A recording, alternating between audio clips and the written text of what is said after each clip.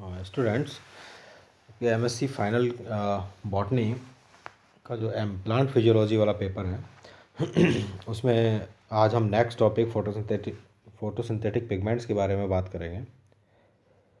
Firstly we should know about the pigments. What are pigments? Actually, pigments are molecules that absorb a specific wavelength of light and reflect all others. Pigments are colored. The color we see is the net effect of all the light reflected back at us.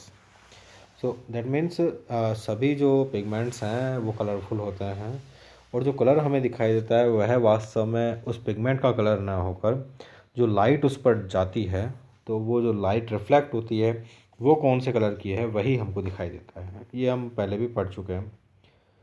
So electrons in molecules can exist at specific energy levels. Normally, they exist at the lowest possible energy level they can. However, if enough energy comes along to boost them into the next level, they can absorb that energy and occupy that higher level. This is what pigment do. जो molecules हैं उनके जो वो lowest possible energy पर उपस्थित रहते हैं। जब भी उनको एनर्जी मिल जाती है तो वे अपने हायर लेवल पर जाने की कोशिश करते हैं। The light they absorb contains just the right amount of energy necessary to push them into the next level. Next level तक जाने के लिए जो उनको लाइट की ज़रूरत होती है वे उसको एब्जॉर्ब कर लेते हैं।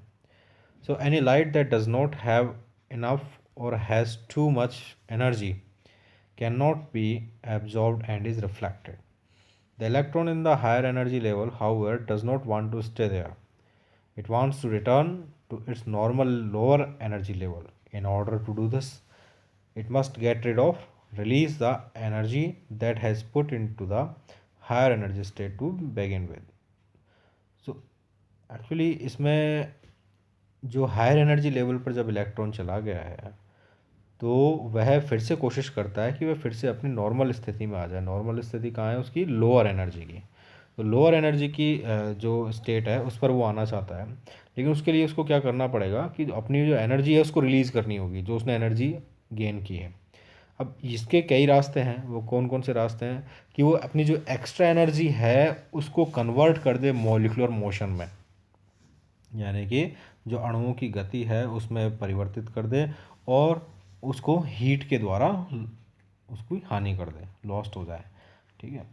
दूसरा है sum of the extra energy can be lost as heat energy while the rest is lost as light, यानी कि या तो वो हीट के द्वारा निकल जाए एनर्जी या फिर वो लाइट के द्वारा निकल जाए। तो ऐसी जो री एमिशन ऑफ लाइट एनर्जी है वो कहलाती है फ्लोरोसेंस, प्रदीप्ति। तो कुछ एनर्जी तो हीट के द्वारा निकल सकती है, कुछ लाइट के द्वारा निकल सकती है, कुछ अनुनाद के द्वारा, रेजोनेंस के द्वारा निकल सकती है। The energy but not the e itself, it can be passed electron itself but it can be passed on to another molecule. This is called resonance. एक मॉलिक्यूल से दूसरे मॉलिक्यूल में transfer कर दिए. The energy and the electron can be transfer to another molecule, तो वो दूसरे molecule में ट्रांसफ़र की जा सकती है। तो ये चार तरीके हैं, क्या तो वो हीट के द्वारा अपनी एनर्जी को निकाले, या फ्लोरोसेंस के द्वारा अर्थात लाइट के द्वारा, या रेजोनेंस के द्वारा, या फिर एनर्जी को ट्रांसफ़र कर दें। So plant pigments usually utilise the last two of these reactions. कौन कौन सी? Resonance and transfer of these reactions to convert the sun's energy into their own. When chlorophyll is isolated from the enzymes, it is associated with the second scenario can be seen to be happen. Second scenario, that is light energy re-emission, that is fluorescence. Chloroplast की अगर हम बात करें तो एक collection of pigments that would absorb all light and thus appear black seem a logical choice, but in fact we know that this is not true. Plants except for some of the red algae appear green or brown, not black. Why? Because a number of possible explanation can be occur here. कौन कौन से हैं? यदि plant जो है had pigments that absorbed UV and X rays, this would means that so much energy could be absorbed in the light areas. बहुत सारी energy जो है लाइट एरियाज में एब्जॉर्ब की जा सकती है। देखिए यूवी जो है वो 400 नैनोमीटर से कम पर होता है। जितनी ज़्यादा वेवलेंथ होगी, एनर्जी जो होगी वो जितनी ज़्यादा वेवलेंथ होगी उतनी कम एनर्जी होगी, जितनी कम वेवलेंथ होगी उतनी ज़्यादा एनर्जी होगी। तो तो यूवी जो होता है वो नीचे की पर होता है, ठीक है, तो कम वेवलेंथ का होता है, तो उसमें हाई एनर्जी होती है, तो ज़्यादा एनर्जी जो है अब्जॉर्ब कर लेते हैं। That electron could be knocked off their orbitals and the molecules destroyed. If plants absorb infrared and radio waves, that is higher higher wavelength की जो है, जिसके कम एनर्जी होती है, there would not be enough energy for electron transfer, just enough to warm up the molecule. Pigments that absorb in the visible region gain just enough energy to boost an electron to the next level। तो या तो वो 400 nanometre से कम वाले पर लेगा x ray और UV को, तो फिर क्या होगा कि उसमें बहुत ज़्यादा एनर्जी आ जाएगी, ठीक है, एनर्जी जो है ज़्यादा हो जाएगी। दूसरा क्या है, इंफ्रारेड या रेडियो वेव यानी 700 नैनोमीटर 720 से ज़्यादा का लेगा, तो ऐसी स्थिति में उनको एनर्जी प्रॉपर मिल नहीं पाएगी।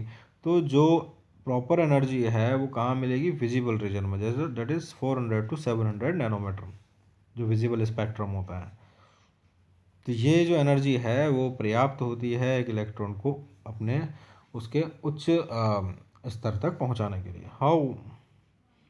However, in this region, not all visible wavelengths are absorbed. There is some speculation that in the early competitive wars between photosynthetic bacteria, plants specialized so that some would absorb in the red, others green or blue. The survivors in the long run are the one with pigments that absorb in the red or blue reflecting green, at least on land.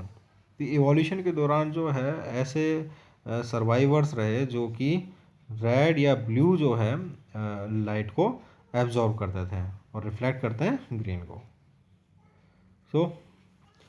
तो कौन कौन से ऐसे pigments हैं photosynthesis में जो काम आते हैं। सबसे पहले बात करें हम क्लोरोफिल ए की, that we can say that is the universal pigment. ये सभी पादपों में पाया जाता है सब आवश्यक रूप से। This is the most abundant pigment in the plants. Chlorophyll a absorb lights with wavelength of 430 nanometer and 662 nanometer. 430 पर तो ब्लू रीजन हो गया और 662 पर रेड रीजन हो गया। It reflects green light strongly, so it appears green to us. It contains a hydrophobic phytol chain that allow it to be embedded in a lipid membrane. The rest of the structure, called a tetrapyrrolic ring, rests outside the membrane. It is this part of the pigment that absorbs the energy from light. तो कौन सा part है वो, टेट्रापायरोलिक जो ring है वह जो है एनर्जी को एब्जॉर्ब करता है। The metal at the centre of the structure magnesium, इसका जो मध्य केंद्र में जो धातु पाया जाता है वह मैग्नीशियम है, जिसकी वेरिएबल ऑक्सीडेशन स्टेट्स पाई जाती हैं। This mean that it can accept and donate electron readily depending on the situation.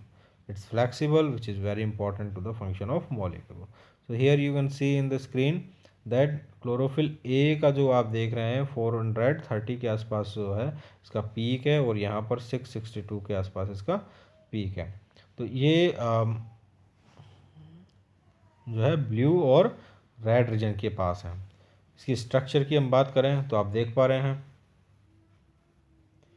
जो क्लोरोफिल ए की है जो टेट्रापायरोलिक रिंग है जिसके बीच में मध्य में मैग्नीशियम धातु उपस्थित है, फाइटोल चेन है इसमें पीछे, ठीक है। तो ये क्लोरोफिल ए की बात हुई। Chlorophyll B, this molecule has a structure similar to that of chlorophyll A. It absorb light of 453 nanometer and 642 nanometer maximally. It is not as abundant as chlorophyll A. Abundant वो इसलिए नहीं है क्योंकि chlorophyll A तो यह सार्वत्रिक pigment हो गया। क्लोरोफिल कुछ पादपों में क्लोरोफिल बी नहीं पाया जाता है, ठीक है, जैसे हम एल्गी में भी पढ़ते हैं किसी में क्लोरोफिल सी होता है, ई होता है, डी होता है अबंडेंट। तो यहाँ पर क्लोरोफिल ए के बाद हम क्लोरोफिल बी पढ़ रहे हैं जो कि इतना अबंडेंट नहीं होता है, प्रचुर मात्रा में नहीं होता है और शायद हो सकता है कि इसका विकास भी बाद में हुआ हो। It helps increase the range of light a plant can use for energy. Another pigment carotenoid. ये जो क्लास है कैरेटनॉइड की यह एक सहायक वर्णक को हम के बारे में हम इसको कह सकते हैं। So this is a class of accessory pigments that occur in all photosynthetic organism. They are completely hydrophobic and exist in lipid membranes. Carotenoids absorb light maximally between 460 nanometer and 550 nanometer and appear red, orange or yellow. कैरेटनॉइड की आप देख पा रहे हैं जो wavelength है उसमें इसका एब्जॉर्प्शन स्पेक्ट्रम आप देख पा रहे हैं कि यह जो है अपना 500 से जस्ट नीचे जो है 480-90 के आसपास जो है इसका पीक होता है। The most important function of carotenoids seems to be protecting the plant from free radicals formed from ultraviolet or other radiation. Free radicals are dangerous because they contain an extra odd electron they don't really want to have. This means that they are constantly trying to get rid of this extra electron. They do this by attacking whatever bond they can. तो bond तोड़ दिए जाते हैं। In animal system it is speculated that vitamin E plus radical oxidized जो radical है वो radical plus vitamin E oxidized कर दिया जाता है। खैर इसके बारे में डिटेल में नहीं जाएंगे हम, एनिमल्स की बात ना करके हम यहाँ पर प्लांट्स की कर रहे हैं। In plants as the vacuole is a generally safe aqueous repository that oxidized vitamin C may end up here, or carotenoids may end up here, whereas carotenoids could not. Xanthophylls are a fourth common class of pigment. अभी हम carotenoid की बात की, अब xanthophylls की बात करेंगे। They are essentially oxidized carotenoids and contain oxygen. Oxidized carotenoids these are. They are usually red and yellow and do not absorb energy as well as carotenoid. They are also fat soluble. Another pigment, photosynthetic pigment, anthocyanin, blue color में, these pigments contain copper and are stored in the vacuoles of plants because they, unlike the other fat soluble pigments, are water soluble. The structure of phycocyanins यहाँ पर हम देख रहे हैं जो red algae में और ब्लू ग्रीन एल्गी में पाया जाता है, इसकी यहाँ पर स्ट्रक्चर देख पा रहे हैं आप फाइकोसाइनिन की। तो आज हमने इस प्रकार ये जो है फोटोसिंथेटिक पिगमेंट्स के बारे में बात की, chlorophyll A, B, carotenoids, anthocyanin, ज़ैंथोफिल्स के बारे में।